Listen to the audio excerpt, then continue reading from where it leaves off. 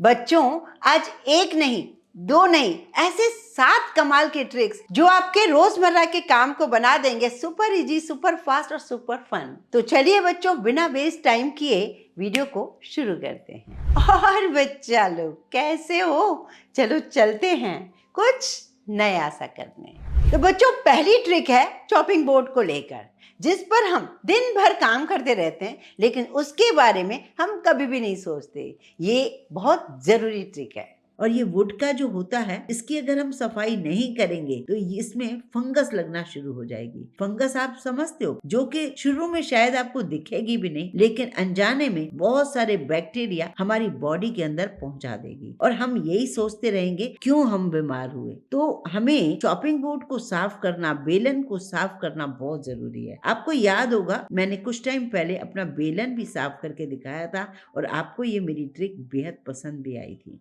तो सबसे पहले यहाँ पर हम क्या कर रहे हैं, कुछ चीनी के दाने लिए और आधा नींबू ले लिया है। नींबू का छिलका भी ले सकते हो, कोई प्रॉब्लम नहीं है। और इसे रब करते जाइए, इसके स्क्रैच जो हैं वो भी खत्म होते चले जाएंगे और अच्छे से वो साफ भी होएगा। आप इसे धो भी सकते हो, पर मैं आपको पोंछ के इसलिए दिखा रही हूँ ताकि यहीं सामने सामने आपको दिखा दूं। ये बहुत फर्क हो जाता है और इतना साफ एंड नीट एंड क्लीन हो जाता है, बैक्टीरिया फ्री हो जाता है। चैनल पर बच्चों नए आए हो, अभी तक सब्सक्राइब नहीं किया है तो प्लीज चैनल को सब्सक्राइब जरूर कर लीजिए। पास लगे बेल आइकन को दबा दीजिए, जिससे जो भी मैं आपके लिए वीडियो बनाऊं उसका नोटिफिकेशन आप तक फौरन मिल सके। तो अब मैंने उसे पहले साफ किया, उसके बाद विनेगर डालकर थोड़ा सा साफ किया, जिसको हम सिरका बोलते हैं। और विनेगर ना हो तो ऐसे सादे पानी से भी आप इसको वॉश कर सकते हो। अब मैंने फाइनल कोट इसके ऊपर थोड़ी ऑयलिंग कर दी, बस तैयार हो गया आपका चॉपिंग बोर्ड, बिल्कुल नए जैसा। 1800 का जो हम लेकर आते हैं, उसकी अगर हमने रख रखाव नहीं की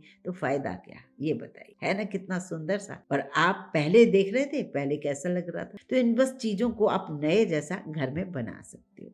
अब बच्चों चलते हैं, जब कभी हम लोग तवे को या कढ़ाई को इस कदर जला देते हैं, उसे साफ करना कितना मुश्किल होता है। तो ये ट्रिक जरूर फॉलो करें। वैसे तो तवे को साफ करते हैं हम लोग डिटर्जेंट से या जो भी हम डिश वॉश से साफ करते हैं, लेकिन कभी कभी बहुत ज्यादा तवा जल जाता है, तो हम क्या करें ऐसा कि उसे फटाफट से, ये जो इतनी गंदगी है ऊपर से जला हुआ है, वो कैसे साफ होगा। तो ये चिंता मत कीजिए, बस उसको गैस पर फिर से गर्म होने दीजिए और डाल दीजिए कुछ टुकड़े इसके ऊपर बर्फ के। जी हाँ, बिल्कुल सही सुना। जलते हुए तवे पर अगर आप बर्फ के टुकड़े डालेंगे तो वो जल्दी से ही एकदम से उसको क्लीन कर देगा। ये आप देखते रह जाएंगे। मतलब मैं ये नहीं कह रही कि एकदम से चमका देगा, लेकिन जो ये मोटी परत लगी हुई है ना जले की, वो बर्फ बिल्कुल हटा देगा और उसके बाद आपको इसको साफ करना बहुत ही आसान सा हो जाएगा। एक बार ये ट्रिक बच्चों फॉलो करके देखिए, आपको बहुत सारी प्रॉब्लम खत्म हो जाएगी।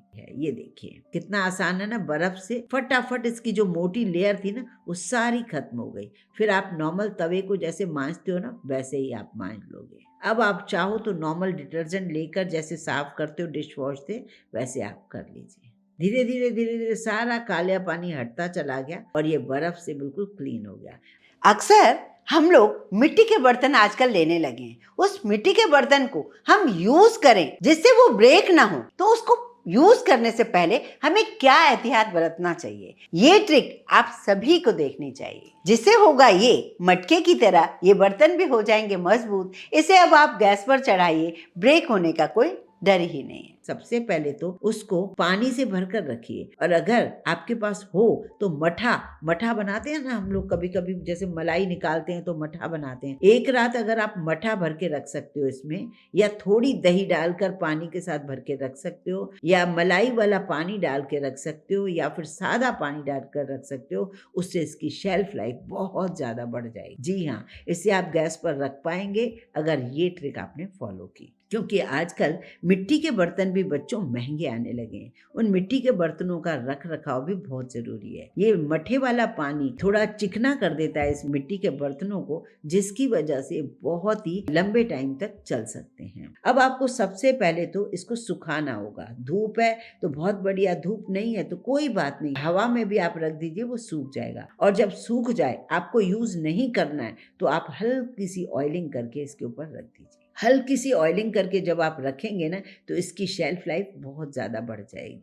ये ट्रिक आप बच्चों आजमा कर देखिए। अब बारी आती है बच्चों मिट्टी के बर्तनों को, जैसे हम खाना बनाते हैं गैस पर रखते हैं, तो इनको साफ कैसे करें। डिटर्जेंट तो यूज नहीं कर सकते, तो हमें सिर्फ और सिर्फ कुछ नहीं करना है, गर्म पानी से इनको साफ कीजिए और नींबू के छिलके से आप रब करके इसको साफ कर लीजिए। और रखने का तरीका वही है, पहले साफ कर लीजिए, उसके बाद उसे सुखा दीजिए, सुखाने के बाद थोड़ी ऑयलिंग करके आप रख दीजिए। तो इस तरीके से मिट्टी के बर्तनों को आप अच्छे से हैंडल कर पाओगे इस रख रखाव से। अब बारी है बच्चों उस छोटी सी गोली को या बड़ी सी गोली को तोड़ें कैसे। ये ट्रिक आप जरूर देख लीजिए। अक्सर हमारे नेल्स खराब हो जाते हैं या नेल्स में दर्द होने लगता है, कभी कभी गोली टूटती नहीं है, तो ये ट्रिक आप सभी को देखनी चाहिए। किसी किसी गोली के ऊपर निशान होता है, लेकिन उस पे भी क्या कई लोगों के नाखून में लग जाती है, ये बड़ी दिक्कत आती है। तो एक छोटी सी ट्रिक आपको दे रही हूँ, छोटी गोली हो बड़ी गोली हो, आप चम्मच को उल्टा करिए और उस पर दोनों अंगूठों से ऐसे प्रेस कीजिए,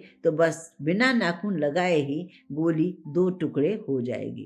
ये देखिए, कहने को छोटी सी ट्रिक है लेकिन काम बड़े आसान कर देती है। बच्चों इस सीजन की ट्रिक को देख लेते हैं। इस सीजन में आपने नोटिस किया होगा सीताफल बहुत बढ़िया दिख रहे हैं। हमें सीजन में जो चीज मिले उसका मजा हमें जरूर ले लेना चाहिए। तो कुछ लोग तो इसकी वजह से नहीं खाते कि इसके सीड्स कौन निकाले। अगर आपको साबुत ऐसे ही खाना है तो इसे इस तरीके से अगर छीलेंगे तो इसे खाने में भी बड़ी ही आसानी होगी। एक बार ट्राई करके देख लीजिए। सीड्स कैसे निकालते हैं बच्चों, ये तो मैंने कई बार आपके साथ शेयर किया है, लेकिन इस सीजन में सीताफल बहुत बढ़िया आ रहा है और बहुत फायदेमंद फल है और कुछ ही वक्त के लिए आता है। तो मैं आपको बता दूं कि इसे सही खाने का तरीका क्या है। तो सीताफल के सीड्स तो आप निकालोगे अगर कोई रेसिपी बनाओगे। अगर आपको सीताफल खाना है, खाने के लिए भी एक बहुत बढ़िया ट्रिक है। एकदम आसानी से इस सीताफल को इस तरीके से ऊपर से छील सकते हो और फिर चम्मच से आप इसे खा सकते हो। बहुत आसान है इसे खाना। जिन्हें पसंद है उनको ये ट्रिक बेहद पसंद आएगी, क्योंकि यूं जो हम तोड़ के खाते हैं उससे अच्छा है आप यूं खाइए। बच्चों सर्दियों के सीजन में हमें ये ट्रिक भी बहुत काम आएगी, जो है बटर को लेकर। सुबह का टाइम, सर्दियों का टाइम, हमें ब्रेड बटर बच्चों को देना होता है और सर्दियों में बटर काफी जम्स आ जाता है। ऐसे में परेशानी बहुत ज्यादा बढ़ जाती है। और कभी कभी ये भी होता है हम जब बटर मंगाते हैं तो इतना सारा निकलता नहीं है, बड़ी परेशानी होती है। तो मैं आज आपको छोटा सा सजेशन दूंगी जो कि मैं भी शुरू से ही फॉलो करती आती हूँ। तो मैं जब भी बटर मंगाती हूँ मैं क्या करती हूँ, शुरू में ही पूरी ब्रिक में हम छोटे छोटे क्यूब्स कर देते हैं। छोटे क्यूब्स करने से फायदा ये होता है कि आराम से 1-2 क्यूब निकालो, 4 क्यूब निकालो, बाहर रख दो रूम टेम्परेचर पर और यूज करो उसको। पूरा निकालो तो खराब हो जाता है और पूरा अंदर फ्रिज में रखा रहे तो यूज नहीं हो पाता। तो अभी हमें करना क्या होगा कि जैसे मैंने इतने सारे बटर को क्यूब्स में बदल दिया, अब मुझे जैसे सुबह बच्चों के लिए चाहिए, ब्रेड के लिए या हस्बैंड के लिए चाहिए, तो 4-6 जितने मुझे क्यूब चाहिए मैं उसे ढककर बाहर एक रख दूंगी और उससे कोई भी यूज करने में परेशान नहीं होगा। सुबह सुबह की हाय हाय में जो काम बहुत ज्यादा अखड़ते हैं वो बड़े आसान से हो जाएंगे। अब बारी है बच्चों, हम हमेशा यही सोचते हैं शाम को जब बच्चों को छोटी मोटी भूख लगती है तब हम कुछ हेल्दी चुनें। अब हेल्दी में हमें सबसे अच्छा जो आलू की तरह दिखने वाला दिखता है स्वीट पोटैटो। जब भी हम उसे बॉईल करते हैं 1 विसिल में वो अच्छे से सॉफ्ट नहीं होता, 2 विसिल लगा लेते हैं ओवर कुक हो जाता है। अगर उसे हम इस तरीके से पकाएंगे तो ये स्वाद में भी सेहत के लिए भी बहुत बेस्ट रहेगा। इसके पूरे न्यूट्रिएंट्स आपको मिल पाएंगे। तो ये ट्रिक आप जरूर फॉलो कीजिए। तवा ले लीजिए कोई भी पुराना, आप जो भी आयरन का तवा, उस पर आप ये शकरकंदी को रखिए, थोड़ा सा पानी डालिए, जरा सा आधा कप के आसपास, और उसको कवर कीजिए ऐसे जैसे एक भी जरा सी भी अंदर हवा बाहर ना जाए, अंदर ही स्टीम रहे और स्टीम में ही पक जाए। ऊपर से वजन रख दीजिए,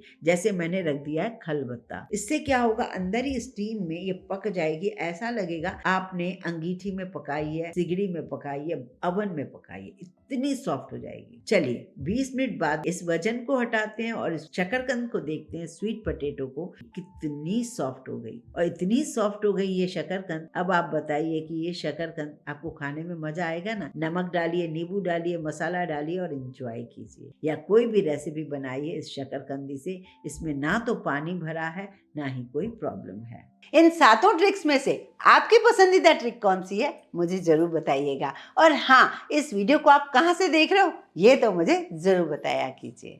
मेरी ट्रिक्स से, मेरे वीडियोस से बच्चों अगर थोड़ी सी भी आपको हेल्प मिलती है तो इसे लाइक करिए और ज़्यादा से ज़्यादा शेयर भी कर दीजिए।